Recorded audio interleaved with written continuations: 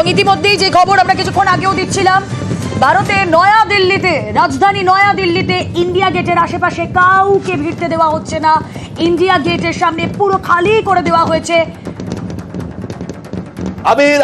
আবির রয়েছে দিল্লি থেকে। আবির, দিল্লির চিত্র জানাও এবং আরব সাগরে নৌবাহিনী কতটা, নৌবাহিনীর নৌ ফ্রিগেট তাদের কি অবস্থা, তারা কি করছে। এবং আমরা শুনেছি করাচি বন্দরে পর 12টি বিস্ফোরণ ঘটিয়েছে ভারত।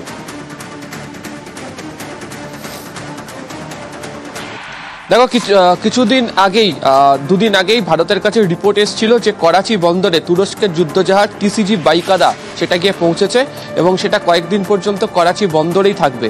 এবং আজকে সকালবেলা দেখতে পাওয়া গিয়েছিল যে পাক প্রধানমন্ত্রীর তরফ থেকে তুরস্কের সাথে কথা বলা হচ্ছিল এবং তারা যাতে পাশে থাকেন এবং পাশে রয়েছেন এই বার্তা নিয়ে চাওয়া হচ্ছিল। এবং কয়েকদিন আগেই ইসলামাবাদে অবতরণও করেছিল হচ্ছে তুরস্কের একটি যুদ্ধবিমান C-130। ফলে করাচি বন্দরকে যেটাকে ডিস্ট্রয় করে দেওয়ার বা গুড়িয়ে দেওয়ার যে তথ্য পাওয়া যাচ্ছে, সেক্ষেত্রে ভারতের যে যুদ্ধজাহাজ, সেই যুদ্ধজাহাজ সব থেকে বেশি ভূমিকা গ্রহণ করেছে। আইএনএস বিক্রম। আবির, তুমি একটু থামো। করাচির ছবি, করাচির বিস্ফোরণের ছবি, করাচির অবস্থা। রাতের আকাশে লাল হয়ে গেছে, রাতের আকাশ। অকাল দিওয়ালি চলছে করাচিতে। করাচির ছবি দেখতে পাচ্ছি আবির। করাচি পোর্টের ছবি। হ্যাঁ আবির, বলো।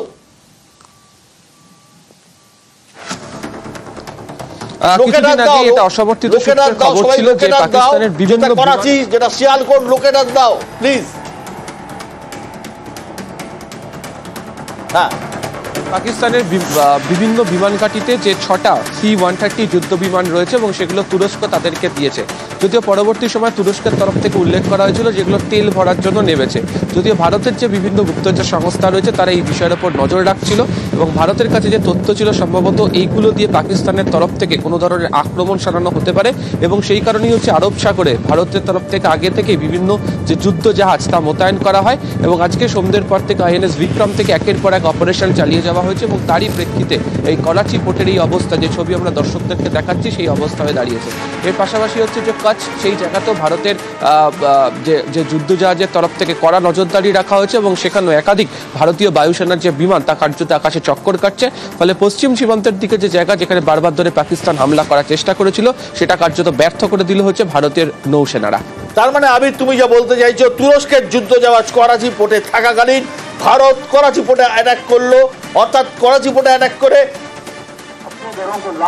করাচির ছবি। লাহোর দেখো আবির, লাহোর দেখো, লাহোর, গোটা লাহোর শহর জ্বলছে, গোটা লাহোর শহর জ্বলছে, গোটা লাহোর শহর জুড়ে লালে লাল লাহোর শহর জ্বলছে। লাহোর শহর ধ্বংস করে দিচ্ছে ভারতের সেনাবাহিনী। গোটা লাহোর শহর ধ্বংস করে দিয়েছে ভারতীয় সেনাবাহিনী। और कलमा तैयबा का विर्द करें। ऐलान ऐलान ऐलान एक जरूरी ऐलान समाअत फरमाएं। तमाम एहलियाने मोहल्ला के लोग के ऊपर रोड वाली तरफ चले जाएं, क्योंकि ये कुछ अदारों का हमें हुक्म है कि आप अपने इस आबादी को यहाँ से थोड़ी देर के लिए शिफ्ट करें। अपने बच्चों को, अपने बुजुर्गों को लेकर अपने घरों को लॉक करके ऊपर रोड वाली तरफ चले जाएं और कलमा तैयबा का विर्द करें।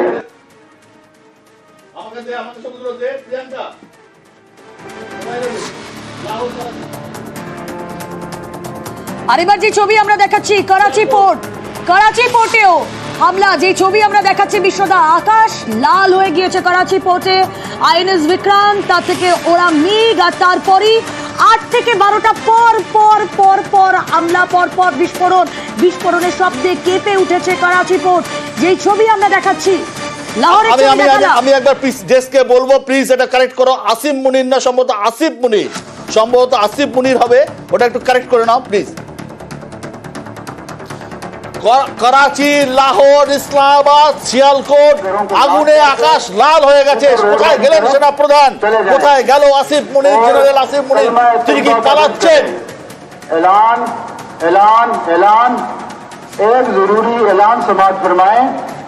तमाम एहलियाने मोहल्ला के लोग के ऊपर रोड वाली तरफ चले जाएं, क्योंकि ये कुछ अदारों का हमें हुक्म है कि आप अपने इस आबादी को यहाँ से थोड़ी देर के लिए शिफ्ट करें। अपने बच्चों को, अपने बुजुर्गों को लेकर अपने घरों को लॉक करके ऊपर रोड